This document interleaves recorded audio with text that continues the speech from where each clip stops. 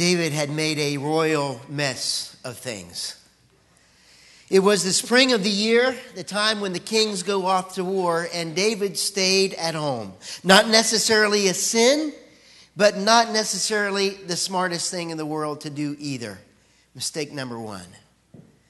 While everyone else was off at war, where he should have been, he was taking a stroll one day on the roof of his palace, and a glance at a bathing beauty on another rooftop named Bathsheba turned into a stare. Mistake number two. His curiosity got the best of him, and he ordered one of his servants to go and find out who that woman was. Mistake number three. At this point in the game, David is not concerned about anything other than his own curiosity, his own desires, his own interest.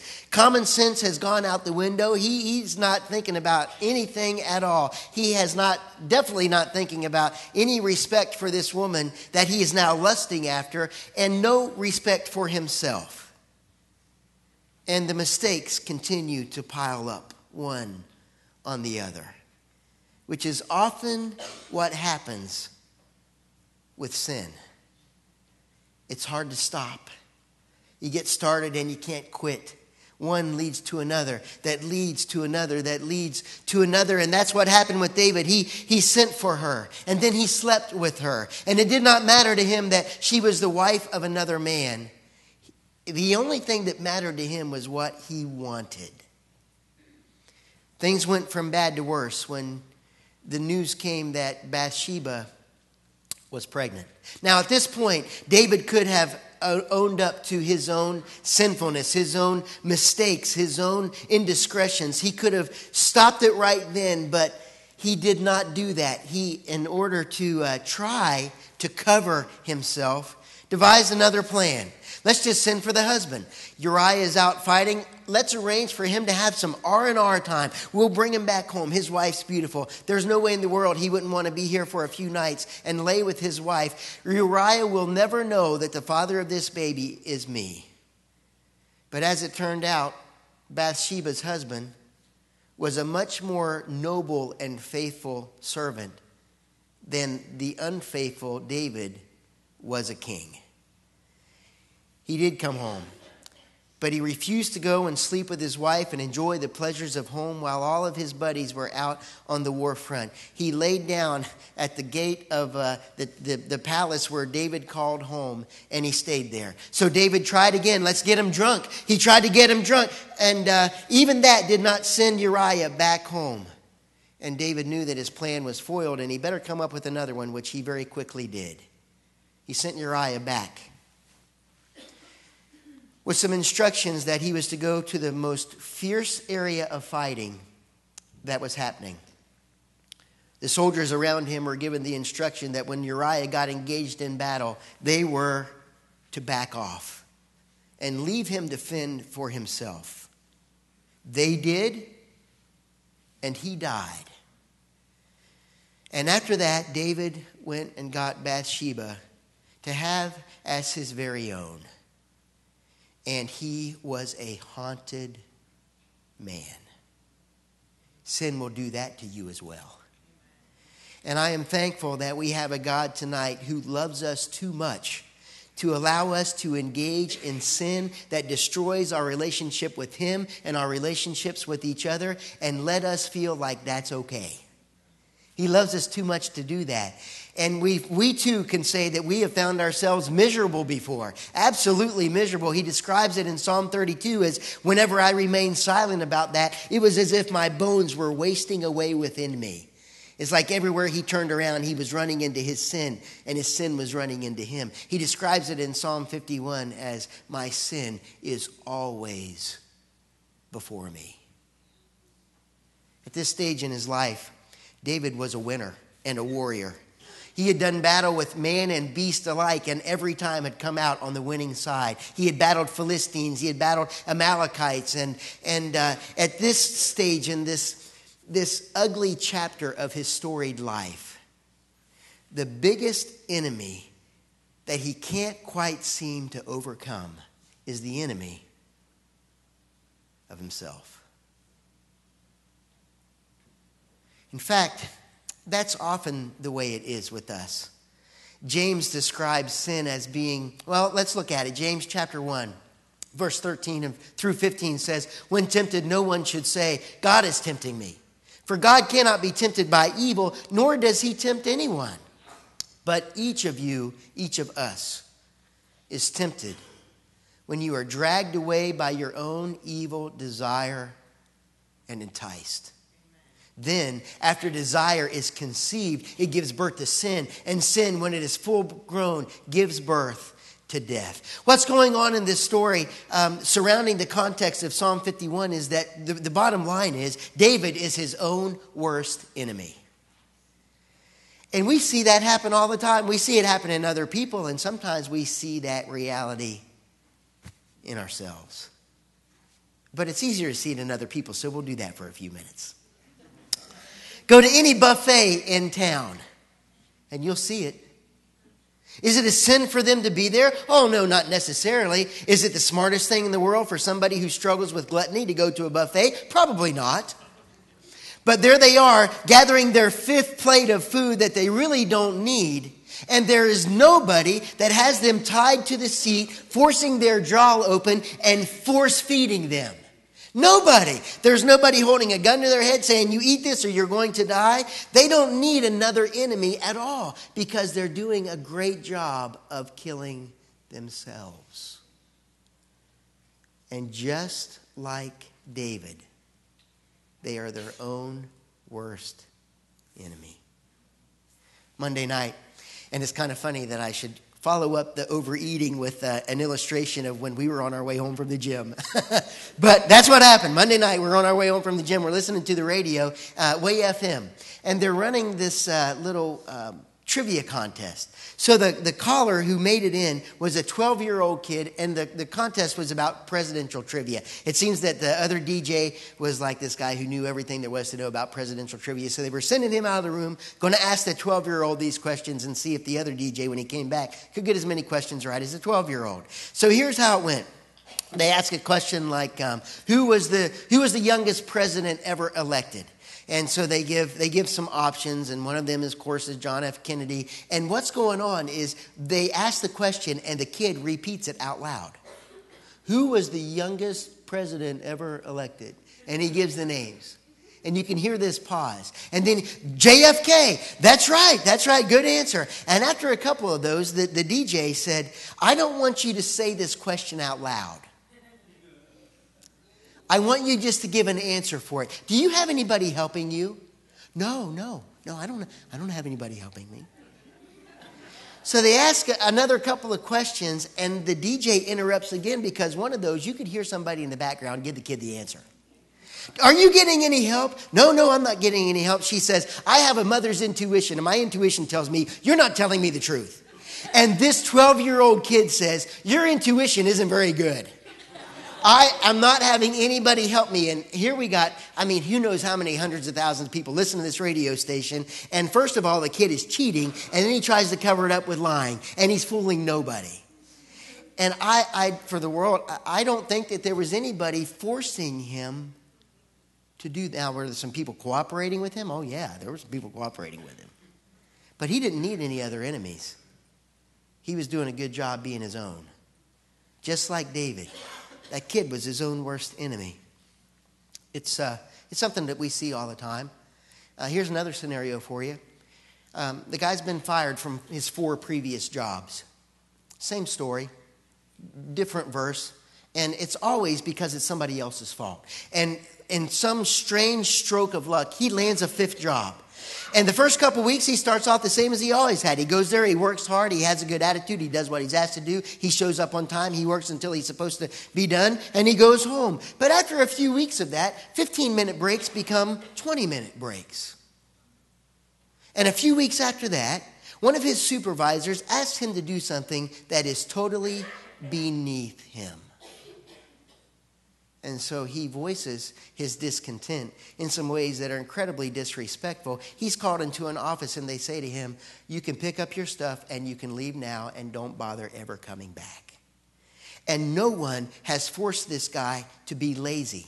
And no one has forced him to be insubordinate. He hasn't needed anybody to do that because just like David, he's done a great job of being his own worst enemy. She walks into a bar. A sin? Not necessarily in and of itself, but a smart thing to do? Probably not. Some friends have invited her, and she wants to fit in, so she goes. And she pulls up her chair to the table, and everybody else is ordering a beverage that you have to be 21 to drink. She doesn't have to do that, but she wants to fit in. So she takes a drink, and then she orders a second. And before you know it, her inhibitions that are normally here have come down to here. And there's some flirting that begins to happen with somebody else at the table that would have never happened in any other setting. And before you know it, she has started down this very slippery slope that could lead to devastating and destructive effects in her marriage and in her life. Are there people that invited her? Sure. Is there a venue? Absolutely. But she doesn't need another enemy to do what she's already doing to herself. Because just like David, in that moment, she has become her own worst enemy.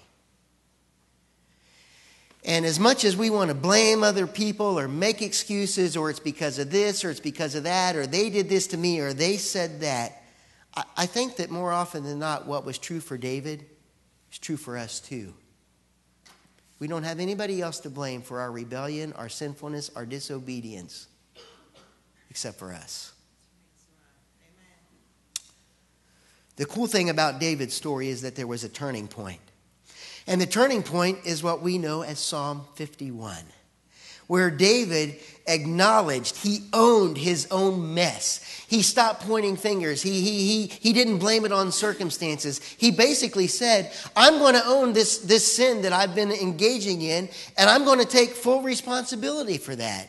And it's amazing what liberating things can happen when we stop pointing fingers at other people and we start taking responsibility for ourselves.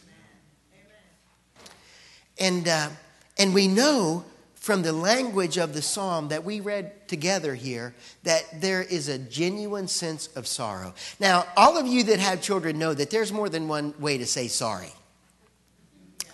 You know what I'm talking about, right? There's a few of them, and I'm not going to exhaust the list, but let's say that two siblings are fighting with each other. Not to name any names, but two siblings are fighting with each other.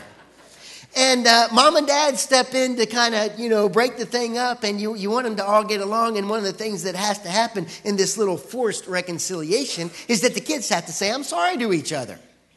Now, you say it out loud. How have you heard kids say, I'm sorry, when they don't really mean it? Yeah. Which brings me to the next one that's very closely related. This is a sarcastic sorry. And it doesn't just happen among siblings. Sometimes it happens among spouses. No elbowing going on here now. Where we say sorry, Randy. We say the words, I'm sorry, but what we're really saying is, I'm sorry I got caught. And if given the opportunity, I would do it again and probably will. And if it happens again, I'll say I'm sorry again. But I'm not sorry enough to stop. When David comes to the end of himself and gets brought face to face with the misery that comes on us when sin has invaded our spirit, he got sorry enough not only to confess his sin, but to say, I'm so sorry about that Father, I will never do that again. And that's what we call repentance. It's not just saying I'm guilty. I did it. I confess. Repentance is when we say, this is the direction I was going, and I'm turning around, and I'm going to go, instead of away from God, I'm going to go to God. And that stuff that I used to do and that I've been doing and that used to define me and was my way of life, that's behind. I am turning my back on those things so I can turn my face toward God, and I'm staying in that direction. We know that David was incredibly sincere in his apology to God and his request for forgiveness because of all the different words that he uses in this psalm. And you read them. If you have your Bibles, go ahead and open them with me to Psalm 51. I want you to see the number of ways that he doesn't just say one time, like, this was just kind of a surface problem. You know, God, if you could just overlook that, I would really appreciate it. He really understands the depth of his own depravity. And so let's look at, go ahead and start with verse 1. Have mercy on me, O God, according to your unfailing love, according to your great compassion. Now, here's what I want you to look for. I want you to look for the number of things that David asked God to do to him or in him. According to your great compassion, blot out my transgressions. Wash away my iniquity. Cleanse me from my sin. As the psalm goes on, I know my transgression and my sin is always before me. He's going to come back to some of those same words at the end. Cleanse me with hyssop. Wash me. Blot it out. And in the Hebrew language, there are two different words for clean or cleanse. The first word kind of has the connotation of let's say you get a cup of coffee in the morning. And you put some creamer in there and you stir it up with a spoon. And you don't necessarily need to put it in a dishwasher because it's not really all that dirty. So maybe you just get some hot water, you rinse it off, and you put it back in the drawer. It's not all that, it doesn't require a deep cleansing. Or another image for this word that's used in the Hebrew is imagine not like you're a kid that's been out playing in the mud and you got, or you're a mechanic that has grease under your fingers that you really have to scrub to get out. But let's just say a relaxing bath where it's all, you got the candles all out and everywhere and you're just soaking. And it's just relaxing. Yeah. Who said that? David Colley, taking a bath with candles. The other word is very different than that. It is, and I'll describe the other word and then you tell me which one you think David used. The other word is used to describe whenever somebody takes laundry and they literally either beat it with a rock or strike it with a stick to get the dirt and the muck out of it. Which one of those words do you think David used in this psalm? I am so familiar with my sinfulness and the ugliness that is in me that God, I am pleading with you to wash it out of me, even if that means you have to beat it out of me. Forgive me, cleanse me, blot out my transgressions, wash me. The only way I will ever truly be clean is if you do for me what I cannot do for myself. I've tried to cover my sin and it didn't work. If it's ever going to be cleansed, then God, it's going to be because you do it. David realized what's true for all of us. No matter how much we try to cover it up, hide it, ignore it, make excuses for it, there is no remedy for the sin problem that is found that works outside the deep cleansing, empowering work of God. If we could do that for ourselves, we wouldn't need God.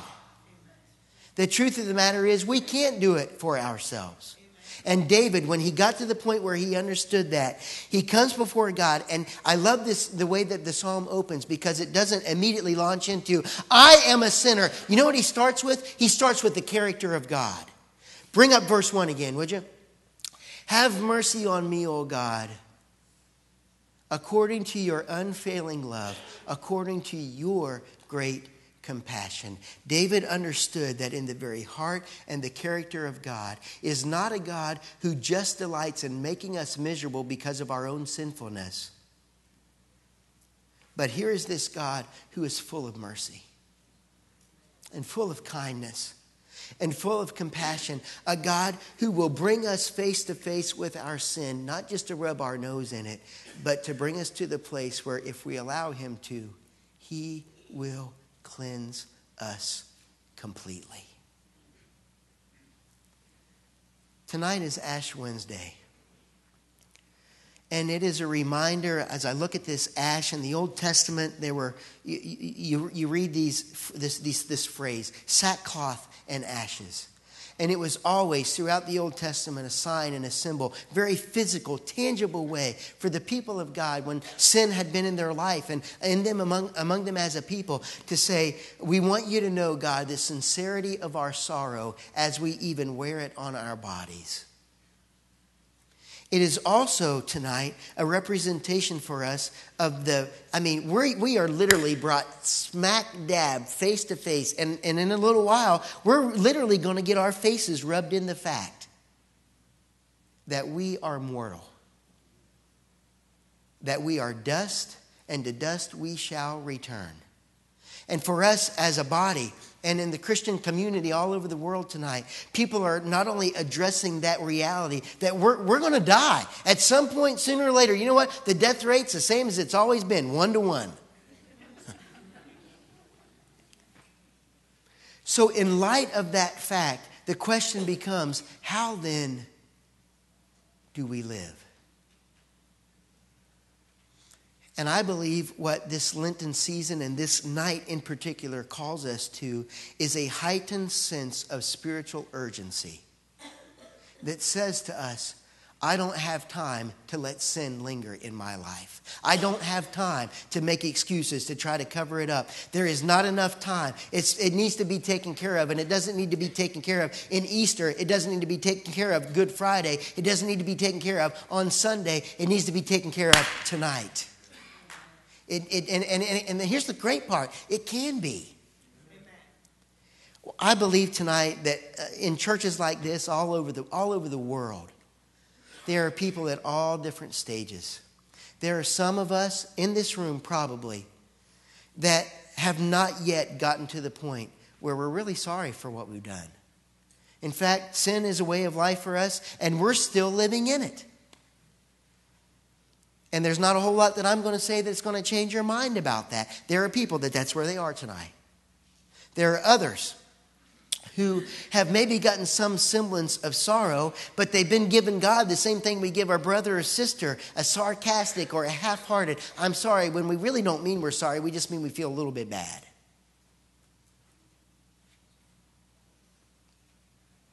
But there are others of us who God has been relentlessly pursuing. And tonight, you haven't cared what this message has said to your neighbor because God's given you way more than enough to chew on for yourself. And in that, maybe he's brought some of us to the point where we can say with David, I am so sick of what I see in me that God, I am begging you. I am pleading with you. Blot it out. Cleanse it. If you have to beat it out of me, do whatever you have to do. And when we pray that kind of prayer, in his kindness and mercy and compassion, God says, I will do for you what you could not do for yourself. I will cover you. And what I will cover you with is not just this veiled, I'm going to make it smaller than it really is kind of. I'm going to cover you with something that costs a whole lot. I'm going to cover you with the blood of my son, Jesus. And that has the power and the ability to go as deep as any stain that sin has ever left. I will wash you. And you know why I know God will do that? Because of the way this psalm ends. That when we come to him with a sincere heart, David said, I know this thing about you, God. That when I come to you with a broken and a contrite spirit, you will never push me away. You will always be welcoming of me. Cleanse me.